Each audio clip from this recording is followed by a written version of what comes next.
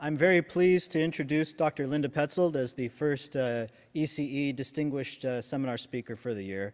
Dr. Petzold is a professor of computer science at the University of California, Santa Barbara, which is also my alma mater, and so I've known her at least indirectly for quite some time. And mechanical engineering. And mechanical engineering.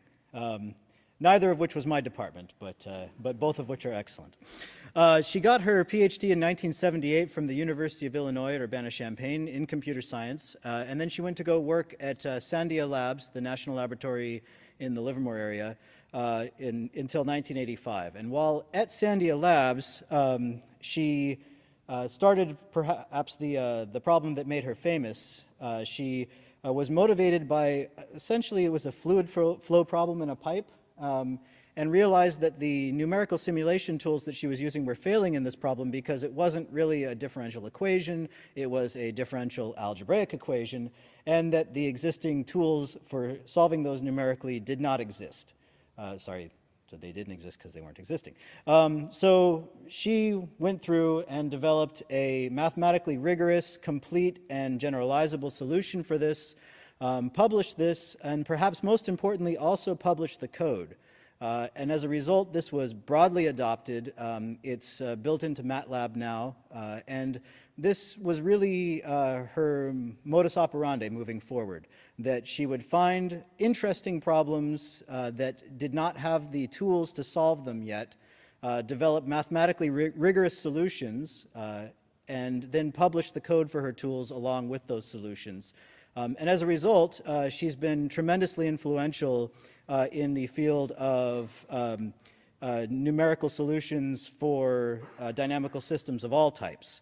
After working at the Sandia National Laboratory, she moved in 1985 to the Lawrence Livermore National Laboratory, and in 1991 she moved to the University of Minnesota as a full professor. And then in 1997, she moved to UCSB to lead an effort to develop a new graduate program in computational science and engineering, which is where I met her and where she is today. She's been involved in systems biology research for about 10 years, again, motivated by interesting problems where the tools for solving them did not exist until she developed them. Another toolkit which is widely adopted, and I believe Abhi Singh, one of the professors here, uses extensively, is Stochastic. That's hers as well. For simulation of multi-scale stochastic biological systems. And again, her influence in this area it's hard to overstate. When we were setting up her schedule, one of the mathematics professors here, a senior distinguished professor in his own right, called her one of his heroes. She's laid down foundations in a lot of areas, and this has been recognized by a number of awards. She is a National Academy member. She's a fellow of the American AAAS. I'll get it wrong if I try to remember that, as well as ASME, SIAM, and ACM. She's received the Wilkinson Prize, the Dahlquist Prize, the Sonia Kovalevsky Prize. She's graduated 14 PhDs. She has over 250 publications and one book with over 3,000 citations. We're very honored to have her here, and I'm going to turn the floor over to her now. Thank you very much for coming.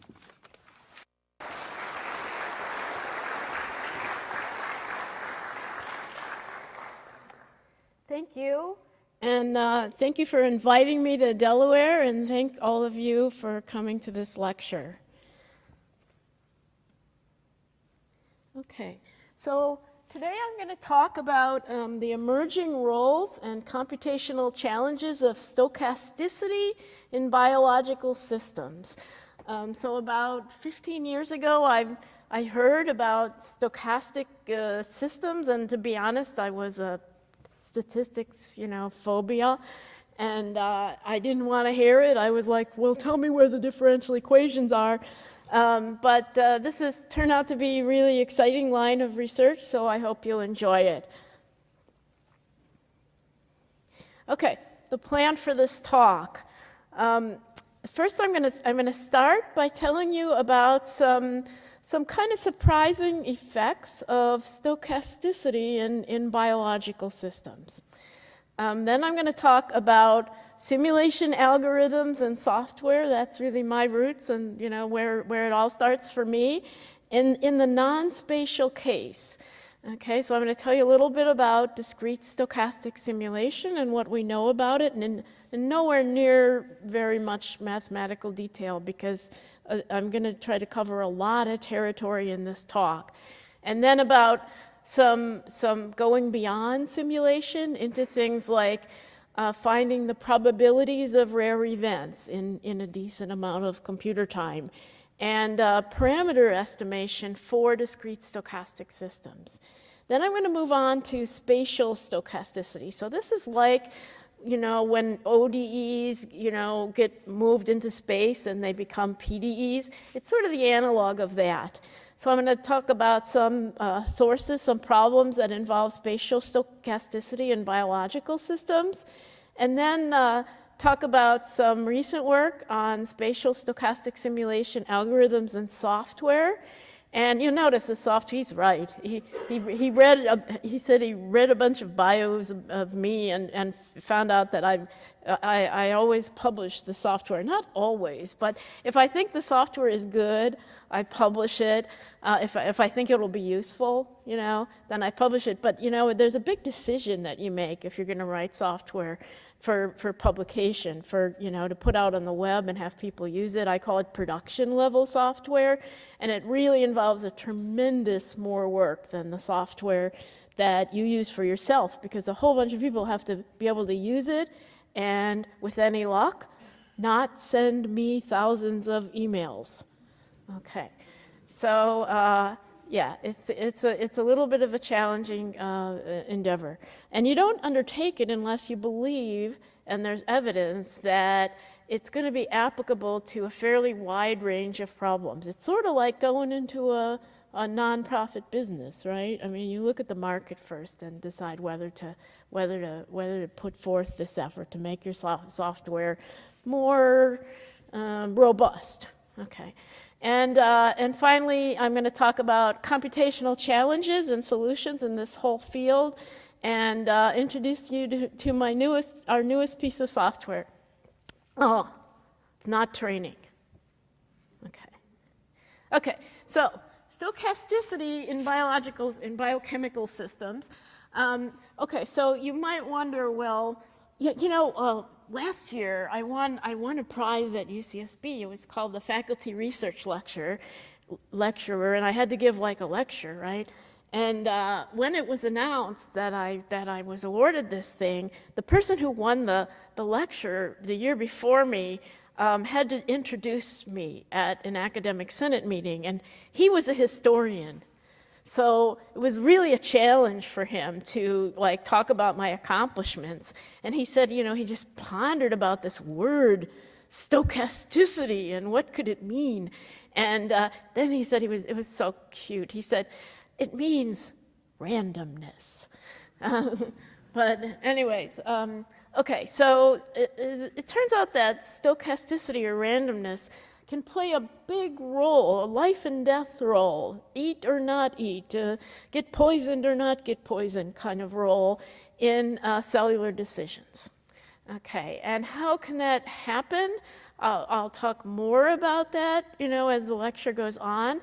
But basically, there's a big difference. I used to do what I would call a computation for beaker chemistry, okay? Computation for lots of molecules that could, for example, be in a beaker, okay? Now, what are those molecules doing? There's several chemical species, say, that could react with each other every now and then, molecules are reacting with other molecules and things like that, and somehow it's explained by mass action kinetics.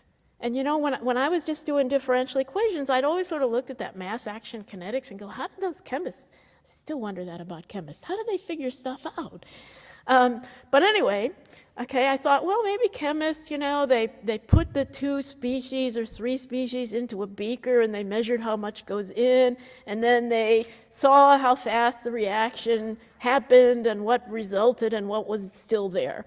And they figured out that those terms look in a differential equation like a constant times the concentration of one species times the concentration of the other reactant species. Okay, that would be like the rate of a bimolecular reaction. Okay, so well, if you think about it, all those reactions, they're happening on a species to species level.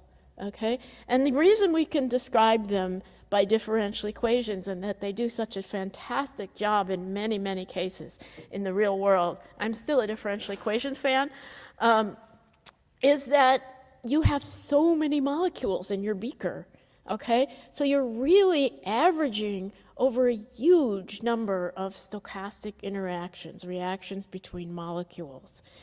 Okay, so maybe it's not so surprising that if you had small numbers of molecules, like you have in a cell in some cellular processes, then that discrete stochastic behavior could become important. Okay, and so now as many molecules, like water, for example, is present in large concentrations, even in a cell. Okay, but other molecules, think DNA, okay, or some of the transcription factors for DNA, present in very small numbers in a cell, and what happens to them, where they are at any given time, and what kind of molecules they meet can actually dictate the fate of that cell. You might wonder, well, how come organisms aren't just going crazy? Because this is at just a cellular level, right? And we are composed of a great many cells. So once again, there's some averaging going on. Okay, so just some examples of, in fairly recent history, there was a classic, beautiful experiment by Michael Elowitz that was published in Science in 2002, where the experiment was designed to find out if stochasticity was what's called intrinsic. That's the stochasticity, the randomness that's driven by interactions of small numbers of interacting elements like chemical species, versus extrinsic stochasticity, which is, well, there's a lot of noise in the environment, and there's big cells and little cells and baby cells and old cells and blah, blah, blah. And he showed conclusively that a very significant amount of the stochasticity in this E. coli system was intrinsic in nature. It was due to small numbers of key molecules. Here's another one. In a paper that appeared in PNAS, and I really hate this. Oh, it's a paper that appeared in Science or PNAS or whatever, coming from the math community. If you went into a math department and said, I got a paper published in PNAS, they'd say, what? Who cares? But nobody thought that was funny. Yeah, I don't get that. Okay. So anyway, this is a circadian oscillator. What's a circadian oscillator? I actually have a project that studies these. These are the cells that are like in your suprachiasmatic nucleus. It's a little region in your brain that's kind of behind your eyes, as you can imagine, because light comes in through your eyes. That is the master clock. Okay, it's the one that makes you, as you get older, actually, I know there's a bunch of students here, but as you get older, actually, it's hard to sleep till noon. I know that's hard to believe, but it's hard to sleep till noon, and you kind of like, if you've been waking up at 7 a.m. every day that week, then on the weekend you tend to wake up at 7 a.m. too. But that's your circadian oscillator. It's you might think, well, so what? Alarm clock can wake me up. What if it isn't working? Well, it just governs many processes in your body, and if your circadian oscillator isn't working, then you're more prone to diabetes and other diseases. And actually, like shift workers are more likely to have shorter lifespans. But anyway, this circadian oscillator model, it only can oscillate. Only the stochastic version of this model can oscillate, okay, and only under certain conditions. Down here is a bistable genetic switch that comes from synthetic biology, where people are actually building biological switches. This switch can't work without stochasticity, okay? It cannot be explained by a deterministic model. Another problem that I work on is coagulopathy. That's the failure of your blood to maintain its ability to coagulate if you're like in a big accident and have massive internal injuries. And the coagulation of blood is a really interesting process. It's a interesting chemical process, and it starts with very rare events, okay?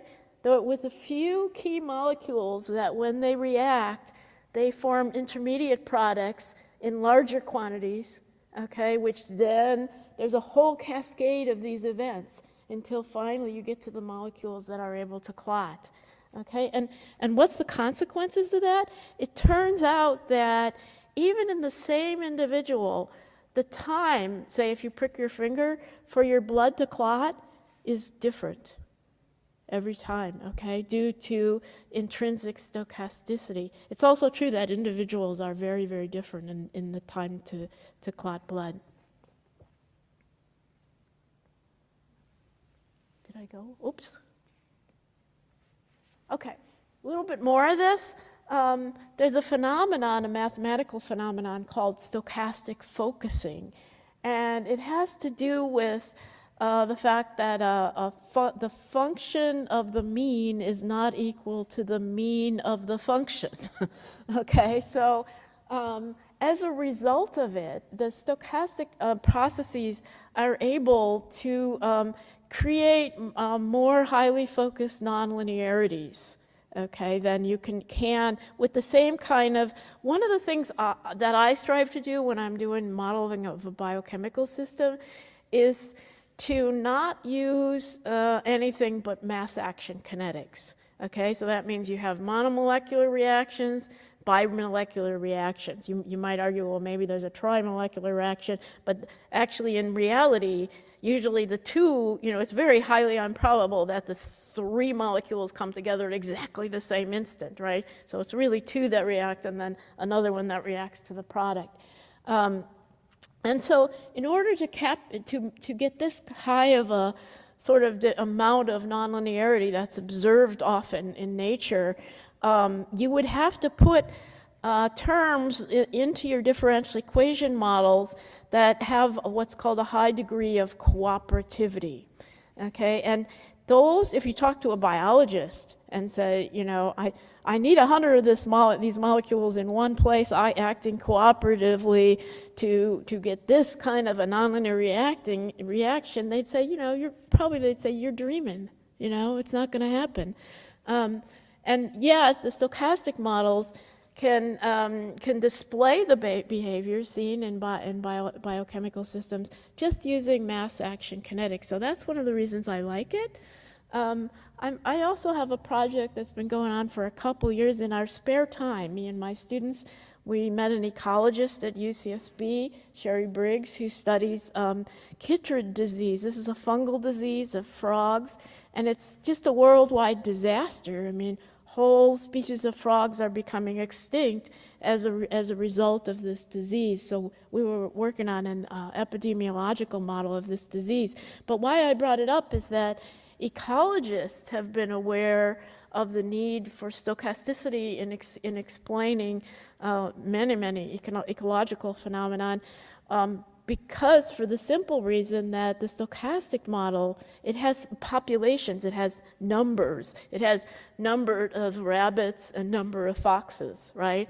And so a species can go totally extinct in a stochastic model, whereas in a differential equation model, you could have like 1/1,000,000th of a rabbit left, and like, what does that mean? It can come back. It can come back and make a whole community of rabbits, and we all know that's just not true. Okay, here's another instance. This one requires a little bit more explanation. So circadian rhythm, I said that I study that. This graph up here is called a phase, just focus on the middle line, the mean line, okay? That line is called a phase response curve, okay? This is, I think, a mouse, okay? And what it is there's something called circadian time, which is kind of the organism's internal time, okay? How you define that, seems to be open to a little bit of debate, but let's say, it's your internal time by some measure. Okay, and what this phase response curve is if you go on the x-axis, and that will be the time that you're going to give a perturbation, like a pulse of light, okay? So let's say I give, the mouse is sitting in the dark, they call it 12 hours, 24 hours of dark, say, okay? And now the biologist is going to give them a pulse of light, okay, for like, I don't know, 15 minutes, maybe an hour, depends, okay. And what this curve is, if like, for example, you give it a pulse of light at circadian time 0, okay, then it's going to now follow it up, okay, the mean curve.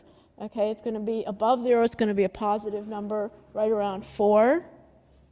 Okay, and that means that in 24 hours later, the organism will have shifted its phase ahead by 4. And it's trying to shift over to that point at 4, which is a stable point where it doesn't shift.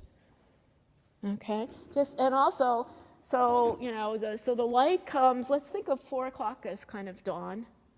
Okay, the time when I wake up, and if somehow the light comes through my window 4 hours before dawn, then if I'm a mouse, maybe I can shift this fast, and 24 hours later, I will think that dawn is coming much earlier that morning. Same thing if I'm at 8, okay, I will think that I will adjust so that I sleep later.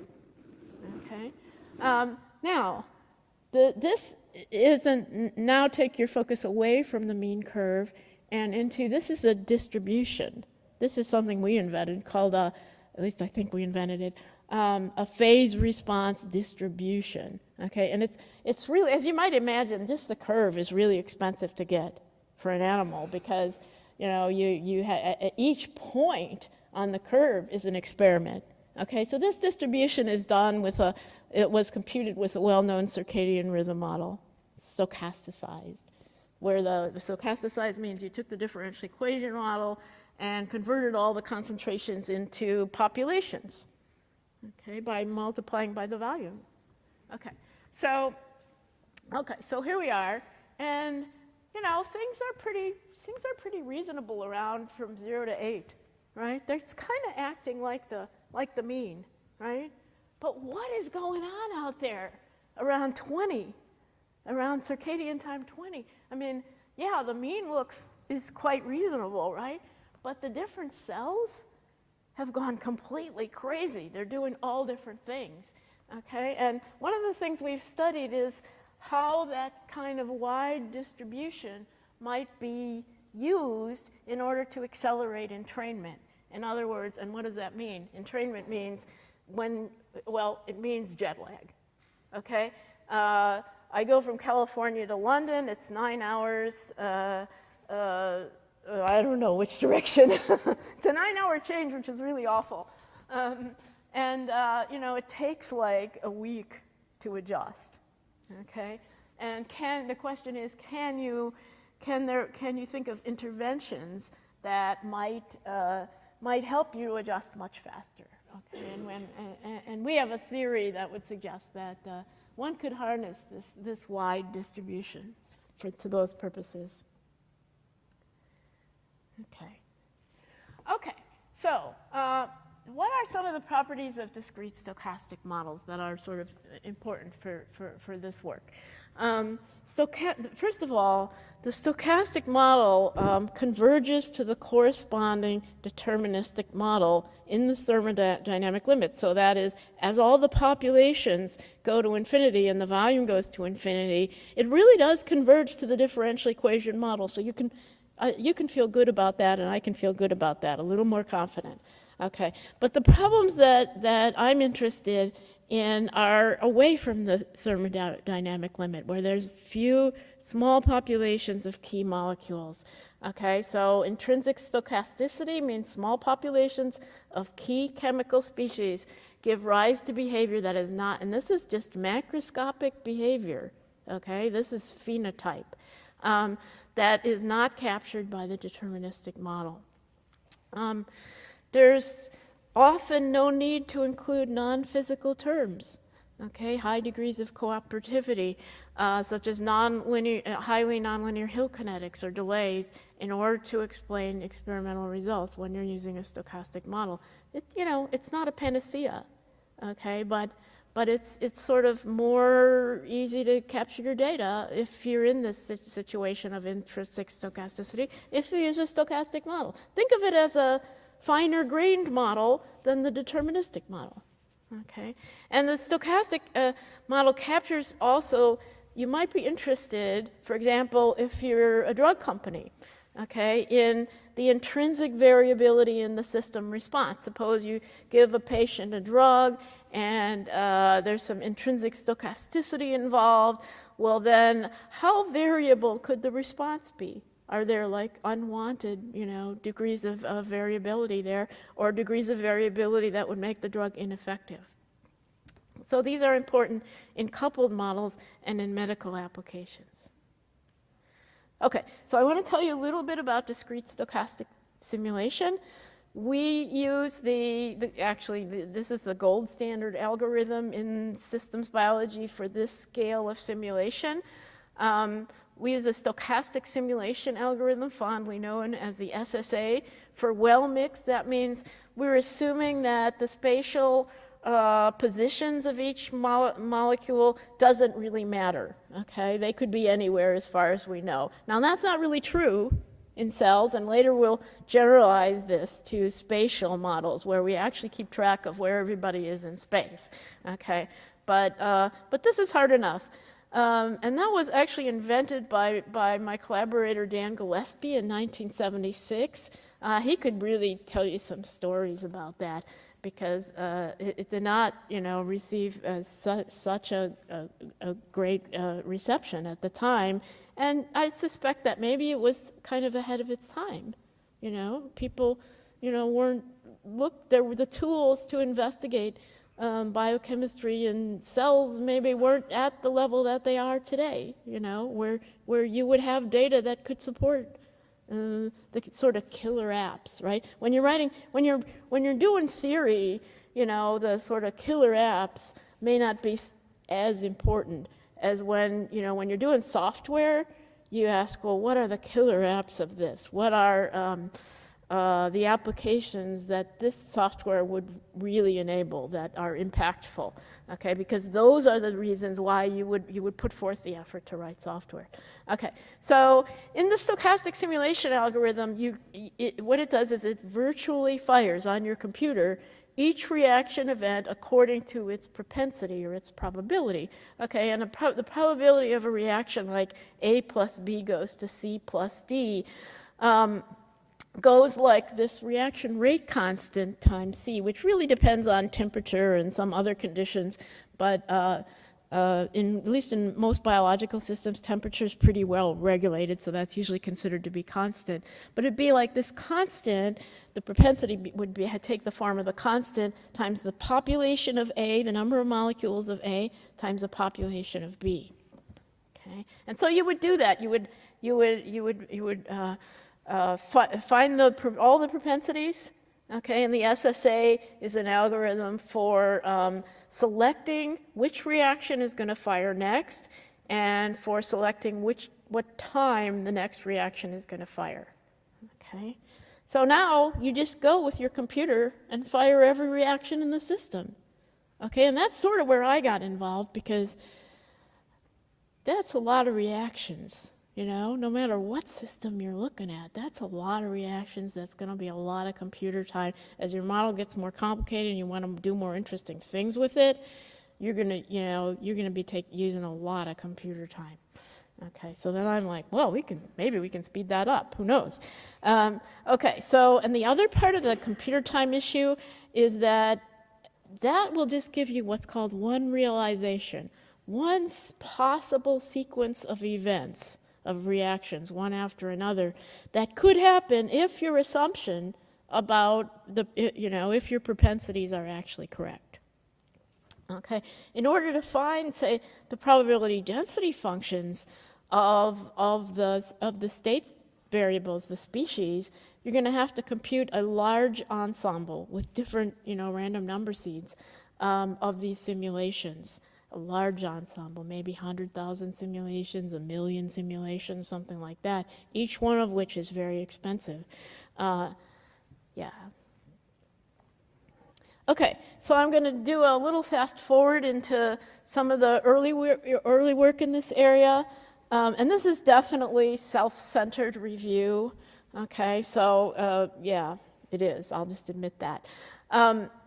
In terms of algorithms for discrete stochastic simulation of well-mixed chemical systems, one of the things you can do is you can rearrange the computations, not just rearranging them like in rearranging code, but rearranging them to give the same statistics but a different algorithm in many different ways. Okay, so there's been many people who've worked on these kind of, I call, reformulations of SSA. By the way, SSA is what's considered to be an exact algorithm in that it gives the an exact sequence of events, okay, which if you took, an infinite number in the limit, if you, took many realizations, would give the probability density functions, which are specified by what's called the chemical master equation, which is a gigantic system of ordinary differential equations, potentially infinite system of ordinary differential equations. So generally, people don't solve that, at least not without doing some model reduction, some serious model reduction on it. Okay, so SSA, that's why it's the gold standard. But as the gold standard, it's slow, and we've gone to all sorts of ends to speed it up. Okay, but there's only so much you can do speeding up an exact algorithm, because all of the exact algorithms have to simulate every reaction event in the system. And there's a lot of reaction events, especially if there's fast reactions, for example, then, they're just going to be bumping around, keeping their, being probably around their steady states most of the time, doing what looks like nothing, but firing many reactions in the process. Okay. So there's a limit to what you can do there. So we started to look at approximate algorithm. That's actually when I met Dan Gillespie. He had this algorithm called tau leaping.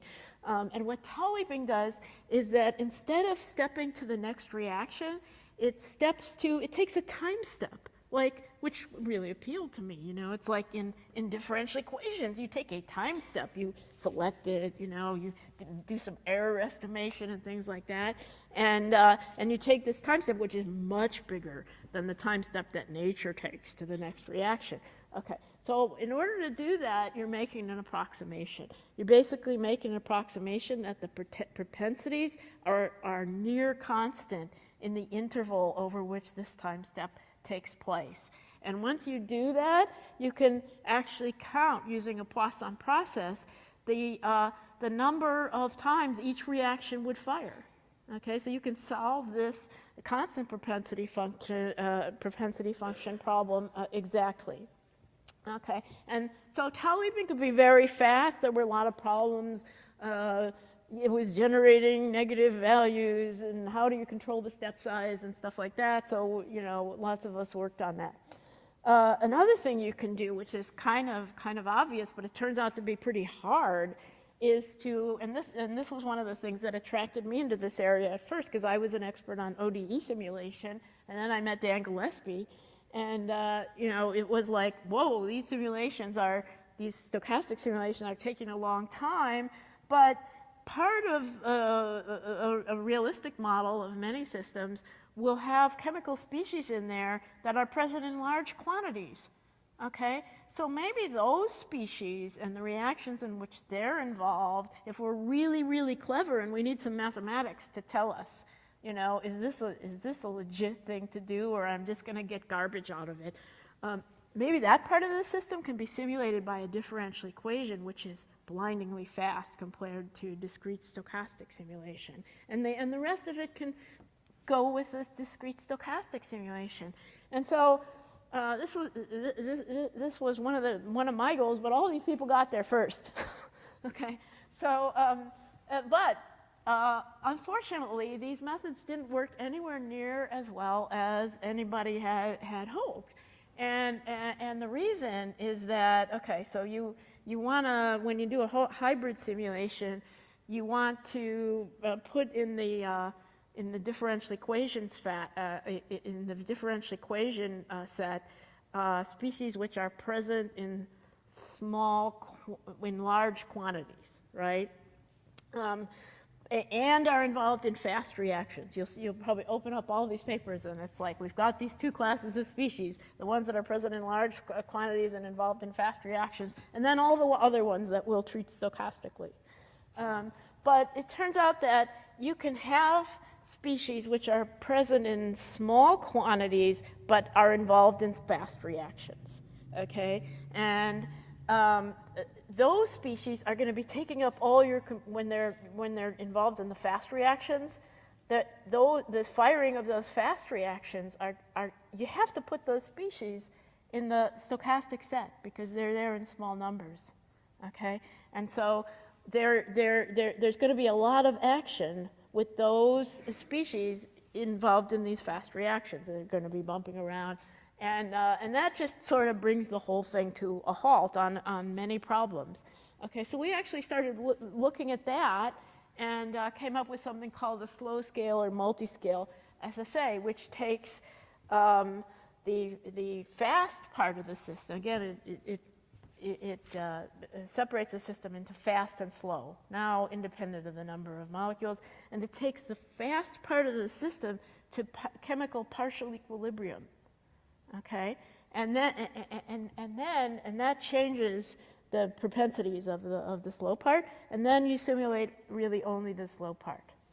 Okay, and that's actually a well-established technique in differential equations. That's, you know, in the beginning of many chemical engineering undergraduate textbooks. But this is a stochastic partial equilibrium approximation. And then finally, there's some really exciting new work from David Anderson and Des Hyam last year on something called multi-level Monte Carlo, which is another way to speed up. Let's say you want some kind of a scalar functional of your solution, like the mean or the variance or some statistical moment. Okay, then instead of doing a great many SSA expensive simulations, all of which are expensive, you could do some SSA simulations and then in a very highly correlated way do some tau leaping simulations, okay? And it turns out that if you do this all very carefully, you can come up with unbiased estimates, statistical estimates of like the mean or the variance in a much cheaper way by replacing a lot of those expensive SSA simulations by tau leaping simulations. So that's sort of my view of the state of the art, missing lots of references in well-mixed simulation. Okay, so I know there's some Stochastic 2 users, at least I hope you're using Stochastic 2. So we felt like the field was far enough along in well-mixed simulation that a couple of years ago we wrote this Stochastic 2 stochastic simulation toolkit. It has some features like it uses Stochastic ML, which is a kind of an XML-based model input language. The SSA driver automatically selects the fastest solver. The tau leaping driver automatically selects the step size and protects you from non-negativity and switches to SSA when tau leaping is not advantageous. It does event handling. automatic parallelism that's using, like, there's 2 processors on my MacBook Air, and able to use those processors.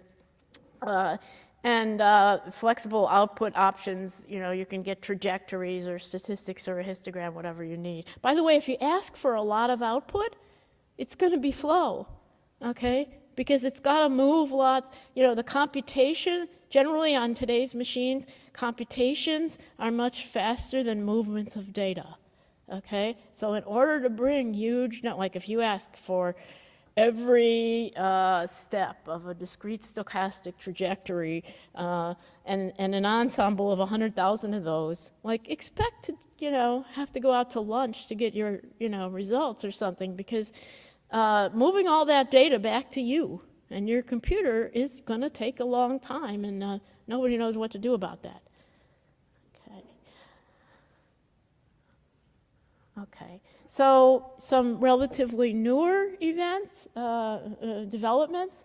So one thing we've looked at is the characterization of stochastic rare events. Okay, so some examples of rare events in biology, certainly not all, is spontaneous reactivation of latent virus, for example, in HIV, in an individual cell, or cancer progression resulting from a sequence of multiple mutations, okay? So you might want to know, well, what is the probability of a rare event? And if you have a stochastic model, well, let's see, the sort of a straightforward way to do that would be to do ensemble of stochastic simulations. Only the rare event doesn't happen very often. What if it happens, say, once in a million simulations? Okay, then I've got to do at least 1 million simulations just to get it to happen. Okay, and then if I want to get a good estimate of the probability that it happens, I'm going to have to do a lot more, orders of magnitude more than 1 million simulations, to get it to happen enough so that I get a decent estimate of the probability. Okay, so there's been a fair amount of work in the last couple of years on rare event simulation. There's 2 classes of methods. The first one is called forward flux sampling, and it's a kind of a method where you have, you want to know, say, if some population gets to be bigger than some given amount by, on or before time t. Okay, and so what you do is you have intermediate goals. Okay, and so you start some simulations, and then if you and then you look at them at the intermediate times, which ones were sort of the farthest along in that direction. Okay, and then you let those simulations survive. Okay, and branch those out with new different realizations, different random numbers. Okay, so you're kind of like pruning the tree and then letting it grow in what looks like to be good directions. And this has been very successful. The other branch of work in this is on importance sampling. This is where we've done some work. And this is where you bias in a very, controlled, justifiable way, the propensities. Okay, and then you correct the bias in the final probability. So that's been pretty successful, I would say. Okay, and also once we realized that we could do the rare event, compute the rare event probabilities with in decent amounts of computer time, we thought, well, gee, maybe that could be applied in parameter estimation for discrete stochastic biochemical systems. So my experience is that usually what's going on is that in real life is that biologists might have some data, and I do this too. I try an ODE model on it. I will fit some parameters to the ODE model. It's kind of, there's never enough information on enough parameters, so you're probably going to do some global parameter sweeps and things like that. But it's possible that it's quite likely that and then you take your deterministic model and maybe make it stochastic if you think there's there's a reason to suspect stochastic behavior. And then, what makes you think that those parameters are right anymore? Of course, what made you think they were right in the first place? But they're even less justifiable. And sometimes you might want to, if the process is very stochastic, you might want to move in and estimate the parameters directly for the stochastic model. So there's been methods, two classes of methods based on, one class based on maximum likelihood estimation, that's what we do, and another one based on Bayesian inference to perform that task. And I don't have a huge amount of time left, so I want to get to spatial stochastic simulation because I think it's pretty interesting. So this is where the position of the molecules matters. Okay, and there's lots of instances. Cells are not homogeneous. Like eukaryotic cells have a nucleus, for example. So highly non-homogeneous. So you would want to take space into account.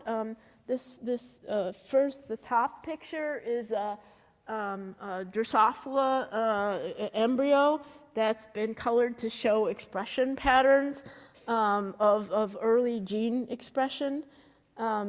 And that's what governs differentiation. Okay? And this, let's see, can I do this? Hold on. I'm looking for my arrow. And my arrow here. There we go. Okay. This is another problem that we work on. This is yeast mating. Okay, so I've talked to a few people over the course of this day on mating yeast, and what mating yeasts do is, so here, these yeast are in a microfluidics device where pheromone is being coming in from the right-hand side, and it's now shifted. Now it's coming in, this experiment where it gets shifted coming in from the left-hand side. And let me explain it and I'll show it to you again. Okay, so the yeast start out as, kind of a blob of yeast, and then they grow this appendage called a shmoo, which would be towards the yeast that it wants to mate with. And then the potential mate grows a shmoo too. Okay, and at the tip of the shmoo is an organelle called the polarisome. Okay, and the two polarisomes need to come together for the yeast to mate. And so it's constantly shifting its direction, the direction of the polarisome. If you look in slow motion at these pictures, it's so the polarisome is this like light yellowish green area that sometimes turns a little bit orange and red. Let me try it again here. There. Okay, so pheromone coming for the right. So we've been studying the polarisome and the pathways that generate the polarisome.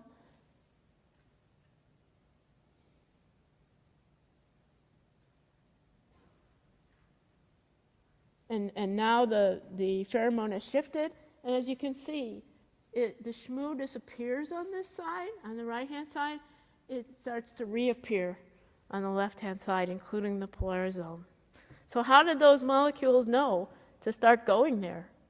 Okay, this is imaging, by the way, by fluorescence and confocal microscopy. One of the key molecules in the polarisome. Okay, and finally, this is I think I'll skip this because I'm running out of time. This is a really funny video, though, but I'll skip it. Tough luck. Okay. I want to move on. There we go. Okay, so one of the things that we found out, yet another one of these strange stochastic processes, that properties of a stochastic model that you don't really, my deterministic model, ODE, PDE intuition, like didn't sort of grasp, is the ability to sort of amplify the ability of the stochastic process to amplify a disturbance, okay, in space. Okay, so in this case, the question is, how does this little polarisome, why does it stay small like that? Okay, why doesn't it get bigger? Like the whole shmoo is pretty big. So what put it there, and how does it stay? Why is it stable? Why did it stay there? Okay, and we call this stochastic amplification.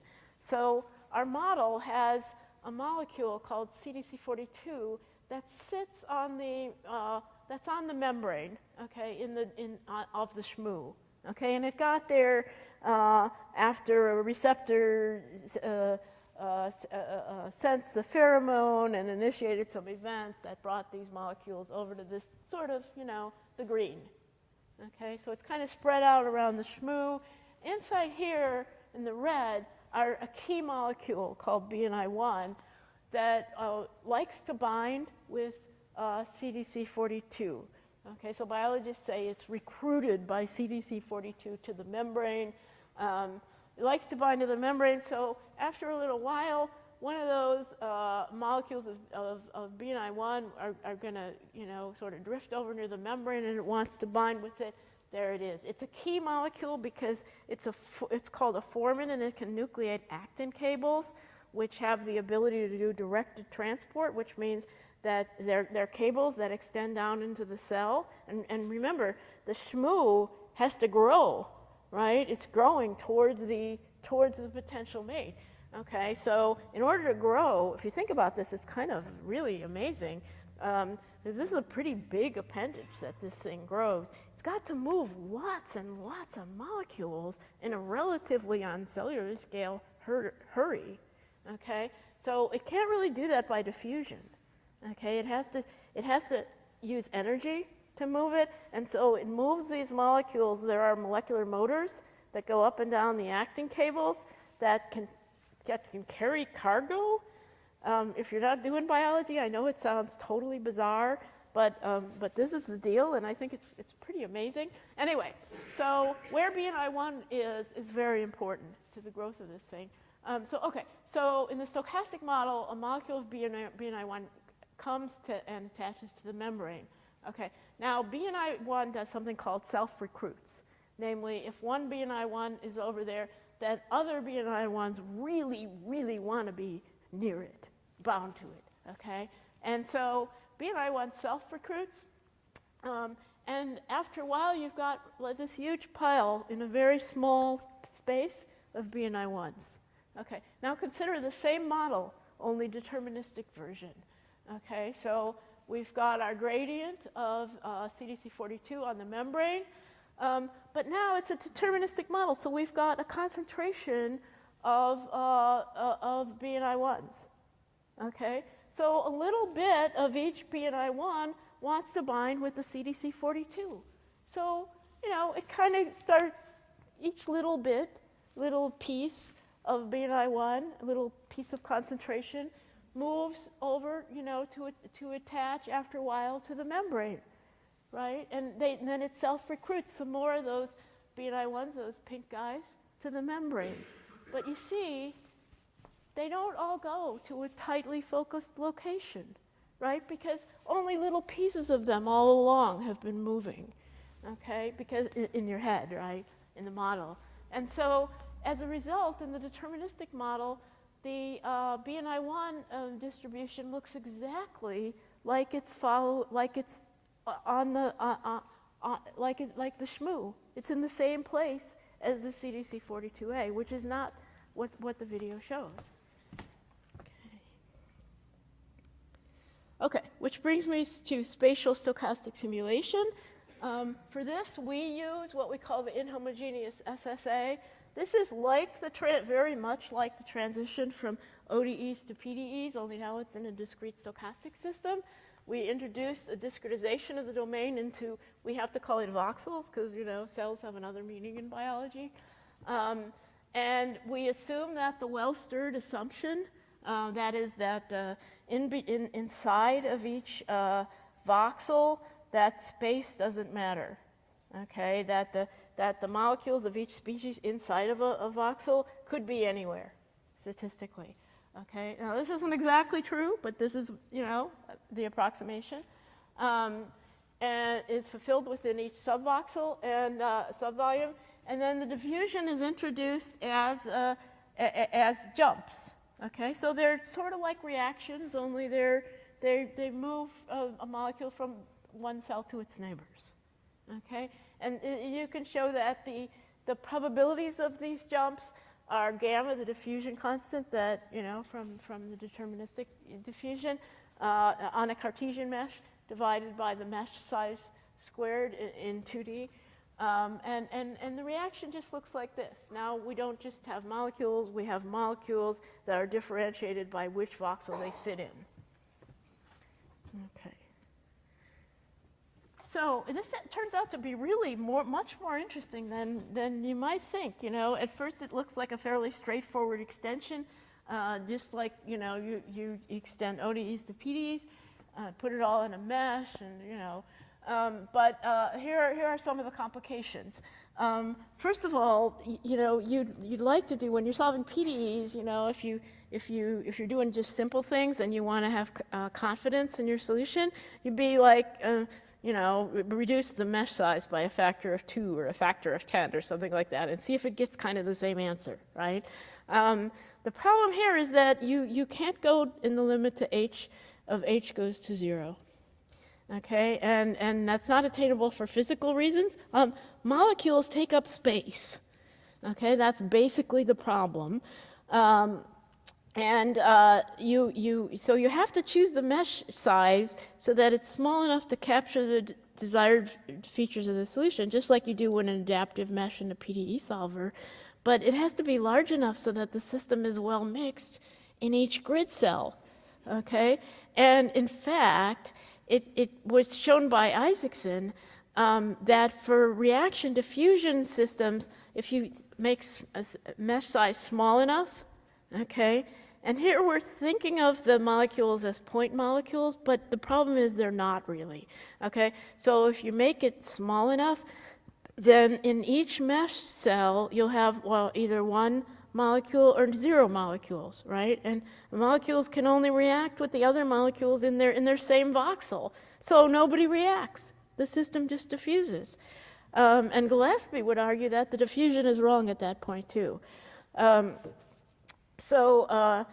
There's been some theory and on the sort of absolute lower bounds of the mesh size. Even if there's ways to sort of quote unquote correct the propensities as the mesh size gets smaller, but even that has an absolute limit. Even with that, you cannot let h go to 0. And get reasonable answers. So lots and lots of interesting work on that lately. I think the last word hasn't quite been said yet. I like this new algorithm of Isaacson, 2013. Yeah, not totally clear that it actually solves the problem. Maybe. Okay, so another thing that's a more physical, biological thing is that cells are really crowded. And in fact, in a lot of the interesting cases where you have diseased cells, stressed cells, they're even more crowded than normal. The crowding is, a big issue. And the propensities to react vary with molecular crowding.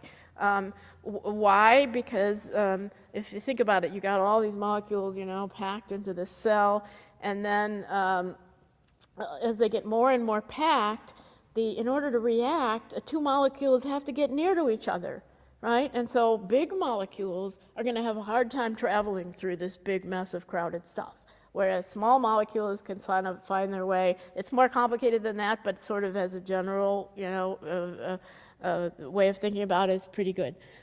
So you've got this going on too. So we really ought to be, and we're not doing this right now, modifying our propensities as the crowding increases. And the reason we're not doing it is we're not quite sure exactly what the right way to do it is.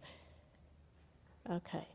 So as a computer scientist, when I first saw the simulation, this idea of simulating diffusion stochastically, I was like, wow, this is a problem for a computer scientist because there's a huge number of these diffusive transfers, okay? And so this is really going to require a massive computer, in order to get good turnaround on your problems. But the problem, of course, again, as a computer scientist, I immediately said to myself, oh no, because the fastest computers nowadays are even not even the fastest. Even this one has two processors.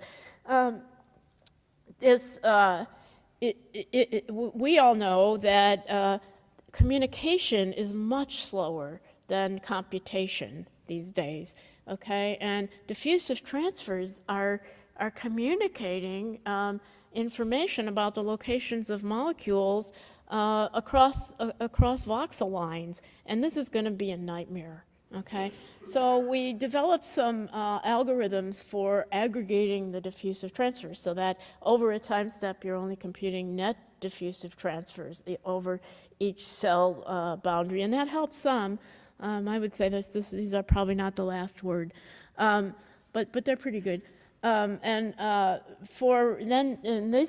algorithms are for diffusion. Okay, so then the question comes, what about the reactions? What do you do to those? How do you get them in there? And you can do operator splitting. That means you'll you diffuse everybody, okay, and then you'll react everybody, or maybe you'll react everybody and then diffuse everybody. And as you can imagine, that has an error associated with it too. Okay, so recently we developed some theory about how to estimate that error and control the operator split time step. At least if you aggregate them, then what you get is fewer communication events and more computation between communication events. That's a very good thing on a parallel processor. The next big development was being able to do this on complicated geometries and unstructured meshes. So, you know, nowadays if you're an engineer and you're solving PDEs, you might be using a commercial package. Like a lot of my colleagues in Santa Barbara like to use COMSOL multiphysics. I own no stock, but I like it. You know, when you it lets you use complicated geometries and it has beautiful, you know, graphics. But whatever package you use, you're generally feeling like, you know, with your finite element code or whatever, you can do problems on complicated geometries. You are not constrained. Okay. And so there's been some good work on that for unstructured meshes and complicated geometries and adaptive hybrid methods. And there's a software that was developed by a student in Per Lutstedt's group in Uppsala, who has been interacting with my group for quite a few years because he came for like 3-month visits while he was a graduate student, and then he spent 2 years in my group as a postdoc. So the final version of the package was actually done in collaboration with one of my graduate students. A package called URDME, Unstructured Reaction Diffusion Master Equation. I didn't name this. Okay, but which integrates all those capabilities, not all, but the mesh generation capabilities of COMSOL multiphysics, you know, which took years and many FTEs to develop, with spatial stochastic simulation to be able to do spatial stochastic simulation. And you can actually get that package at www.urdme.org. Now I know I'm going to run a little bit over time, so I'll try to go pretty quickly on this last part, but I think you'll like it. It's our new software package, so I'm really excited about it. So we were looking, you know, we were sort of assessing what is the need, okay? And some common characteristics of biochemical systems, they often begin with an ODE model. Independent models of subcellular mechanisms might be developed and combined later. Marcus Covert's full cell simulation, which got so much press last year, was based on developing individual models of different components and then integrating them together, for example.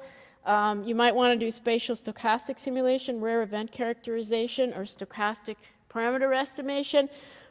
Many of the rate parameters are unknown, even in the ODE model. Not easy to measure, very expensive to measure, or known only to an order of magnitude or two. It's pretty disquieting if you've been working on macro-scale engineering problems, as I was when I first started this. What do you do about that? Well, you try to measure as many parameters as you can, and then use the model to investigate the parameter space, okay? So you're going to do global parameter sweeps. On the polarization cell, yeast cell mating problem, we got it down to 2 unknown parameters. So we did parameter sweeps in those 2 dimensions. And large amounts of data are generated. We are a source of big data, which really surprised me.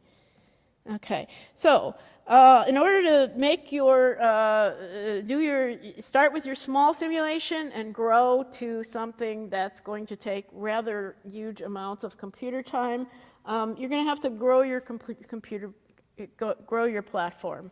Okay, so you want to begin with your desktop, and then as the problem gets intractable on the desktop, you want to move it to a cluster or to the cloud. Okay, and so I joined forces with a colleague of mine, Chandra Krintz of computer science, our computer science department, who's a cloud computing expert, and she was developing a piece of software called AppScale.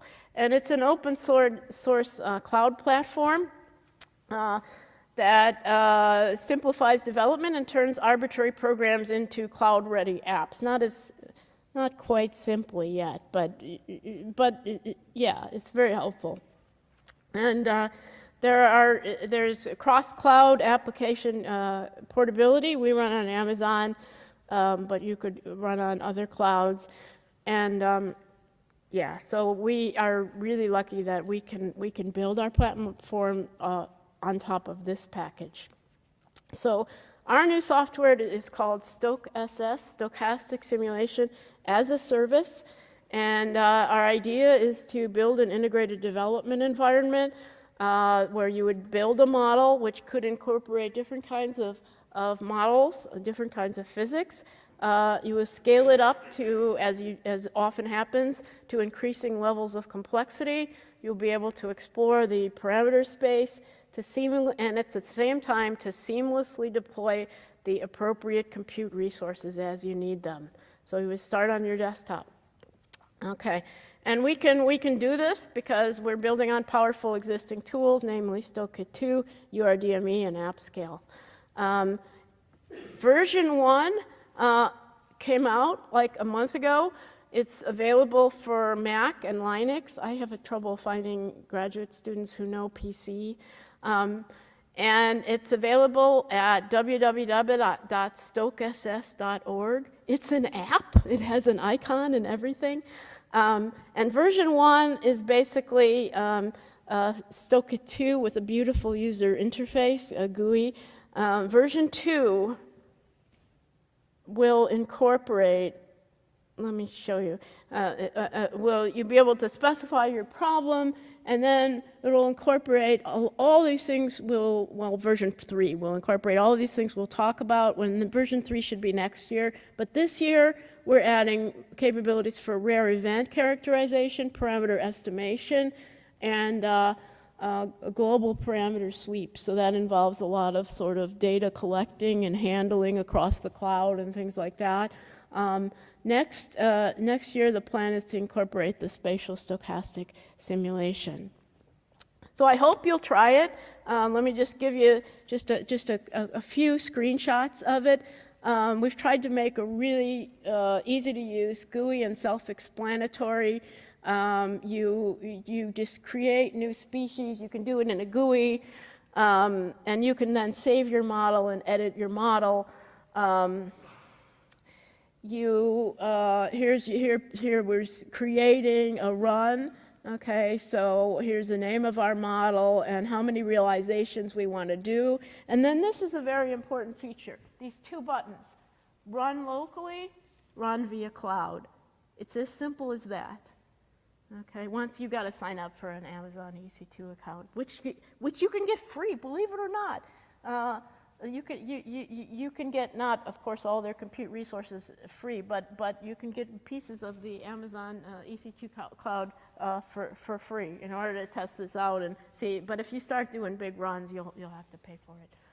I still think it'd be much cheaper, okay, than buying if you're like a computational chemist and you're running your cluster continuously, okay, then that's probably, the most economical thing to do for you. But if you're like me, and sometimes you're running a lot of computations, okay, but often you're developing a model or developing a new algorithm or something, and you're sitting at your desktop, and your cluster is, well, we share our clusters. So it's being used by somebody, but it's not me, right? And if you get a cluster, you know, you have to, for those of you who are not faculty are all painfully aware of this. You have to buy it, you have to spec it out, you have to find a place in a machine room, which is not easy at our university anyway. And then there might not be enough electricity or cooling to support it. So then you got to talk to your dean. No faculty wants to go in to talk to the dean to ask for resources. None of us. Okay. So, and then you got to hire a system administrator. But guess what? There's budget problems in Washington, right? And the person in Washington at the NSF or the NIH or wherever who funds your grant doesn't want to fund a system administrator. Okay, so now you got to talk one of your graduate students into doing it, and they know it's not in their best interest either. Okay, so this is why, in my opinion, running on the cloud is going to be the way to go, and it's going to take some time, but it's going to happen. And it's just really simple to do with the right platform. Okay, so you can upload a model, do anything like that, and you can run a simulation. Here it says job started successfully. Okay, finally, I'd like to thank the NSF, DOE, NIH, who supported different parts of this work. NIH is supporting the Stochastic effort. This was my Stochastic Chandra over there. My Stochastic team last fall. By now it's partially changed. Dan Gillespie. Stefan Hellender, who's now a postdoc in my group, he's the brother of Andreas Hellender, who did the URDME together with that guy up there, the blonde, tall guy, Brian Droward, and Per Lutstedt sitting in his office in Uppsala. And thank you very much.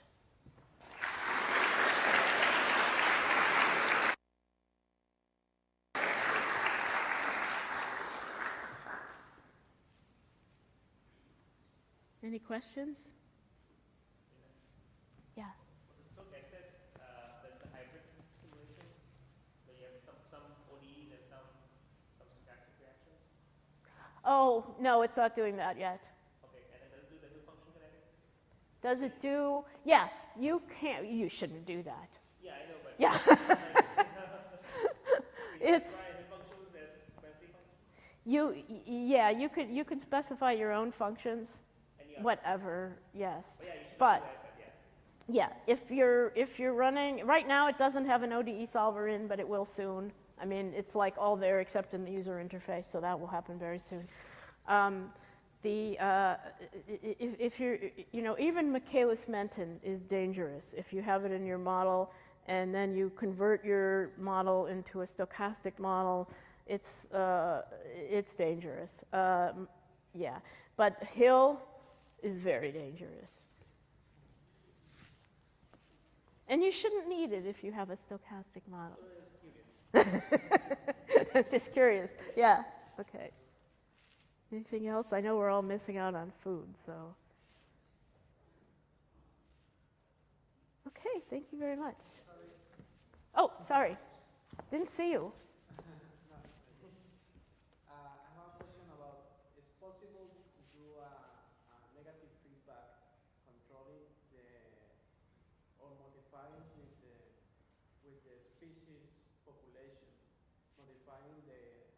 Propensity function instead of using the Michaelis-Menten approach? You mean the species, the propensity would be a function not just of the species? Or is that the same question kind of that he's, yeah. You can specify your propensity functions. You're not locked into mass action. But I would really recommend that if you have something other than mass action, it may not translate the way you would hope in the stochastic model.